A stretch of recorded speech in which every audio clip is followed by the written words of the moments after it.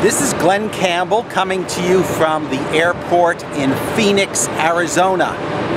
I'm talking to you today about autodidactism. Autodidactism, that's a big word meaning self-learning. Auto, self, didact, teach. Autodidactism is when you teach yourself something. Instead of going to a class to learn something, you pick up a book or try something on your own and learn it yourself.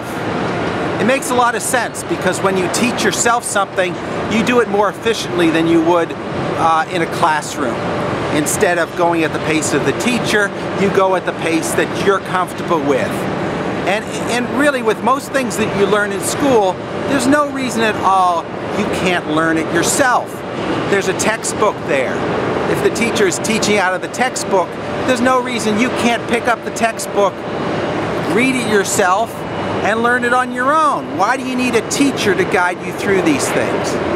Now, children need teachers. Children need structure. When you're 6 years old, 5 or 6 years old, you really don't know how to direct your learning. You're not really going to learn reading or arithmetic on your own. You need the structure of a classroom. The question is, at what point does that structure become unnecessary and redundant? Do you stop this classroom procedures when you're in your teens or your 20s or your 50s? At what point can you just say, I don't need the teacher anymore, I can learn this myself? I think it can happen very early. You can decide when you're a teenager, I'm going to learn things on my own. People do it all the time. You decide, okay, this is a field of knowledge I want to learn about. I go to the library, I investigate things, I learn it on my own. People, however, seem to think that they need someone, a wise person, to impart knowledge into them. And this is a defect. This is the knowledge, the idea that somebody has more knowledge, somebody knows more about life than you do, and you've got to go to this guru or go to this special school in order to learn something. If something is important enough, you can learn it on your own. If you decide that you want to be a writer, you don't go to classes to become a writer. You just write. You write and then you read what you've written and see how it works. If you want to be a movie maker, you pick up a video camera and you start making movies. You don't have to go to USC film school to become a movie maker. In fact, most of the people who accomplish things on this planet in history have been autodidacts. Thomas Edison never went to school to learn about inventing things. Einstein had very little education in physics when he came up with the most dramatic theories of physics. Bill Gates, Steve Jobs, they're college dropouts. They are autodidacts. When the need arose to learn something, they just did it. So, the question is, if you're in school right now, should you just quit school and become an autodidact? I'm not exactly recommending that, because frankly, most people aren't set up for that. If you drop out of high school and decide, oh, this is bullshit, I can learn this stuff on my own, I'm dropping out of school, well, what do those people do? They sit and watch TV all day long. They don't teach themselves. 99% of the population is incapable of teaching themselves because they don't have the discipline, they don't have the drive to learn. So, there's a place for schools. There's a place for schools in our society for those mediocre minds who can't teach themselves. However, if you believe yourself to be a superior mind, if you truly love learning, not so much love learning, but understand that learning is essential to everything you do, then you don't need school. And at some point you're going to say, this is not productive for me. It is not productive for me to sit in a classroom to learn from a textbook that I can very well pick up and read on my own. The problem is, if you take away the structure, are you really going to learn? And most people No, they're not going to learn because they don't have the initiative to do it. There are people who are autodidacts, who are naturally autodidacts, and they have been that way all of their lives.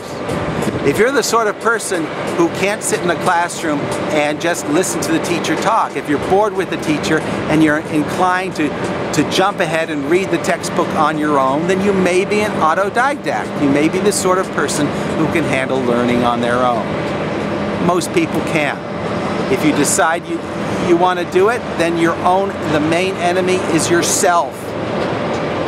The main enemy to self-learning is yourself, because the question is, if you put yourself alone in a room for a few hours, are you going to use that time productively, or are you just going to get frustrated and twiddle your fingers? That's the key.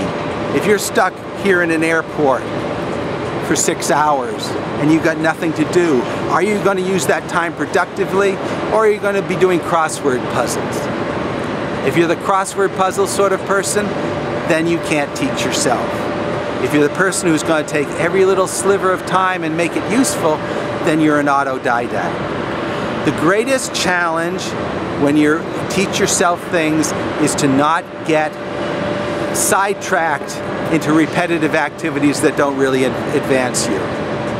Autodidactism isn't just collecting data. You can collect all the data you want on a certain area. It doesn't really mean you've learned anything. Autodidactism is always pushing yourself to the next level, taking the skills that you have and using them as a base for another set of skills that are actually relevant to your life. It doesn't help your life if you learn about something that's completely irrelevant to real life. You can spend all of your life learning about the naked mole rat and studying its habits. The question is whether this devotion to this one particular area of knowledge is really growth in your life, as opposed to just collecting of arcane facts. Education is not the collection of facts. It is not the memorizing of data.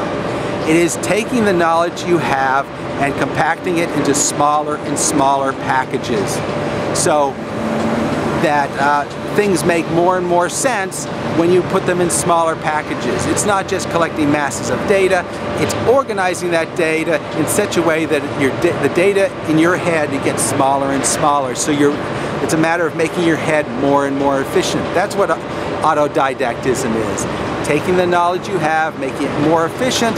Once you make it more efficient, then you can encompass more of the world. You can understand more of the world. When I first started traveling, the world was a complex place. Even leaving my hometown to the next town was a big deal. It seemed like a complex place the next town over. But gradually, I learned by expanding my horizons, by learning how each town works, how towns work in general, and that makes my knowledge of towns more compact. Now I zip across the country, come to Phoenix one day, go to Florida the next, and because my knowledge is very compact about how things work, it seems to me like the whole country is a small town. Gradually you expand yourself to the whole world. That's what learning is. It's taking the knowledge you have, scrunching it up into a smaller package by figuring out the rules, and then using that as a base for understanding more and more of the world. And hopefully by doing this you become more and more successful in the world, at least successful in making yourself happy and avoiding the pitfalls of life. So I was a very naive person as a youth. I became less naive in young adulthood, and even less so as I gained more experiences in life. But to learn about life, you have to go out and experience it, you have to touch it, you have to experiment with things in the real life, not just study them in books or on the internet. You actually have to go out to do it. If you got the initiative to do that, then you're set up to be an autodidact. If you don't have the initiative to step out on your own, to learn things on your own, then you belong in school, and frankly you can become a professor and you can become a high priest in this educational system, but you're not a great mind and you never will be.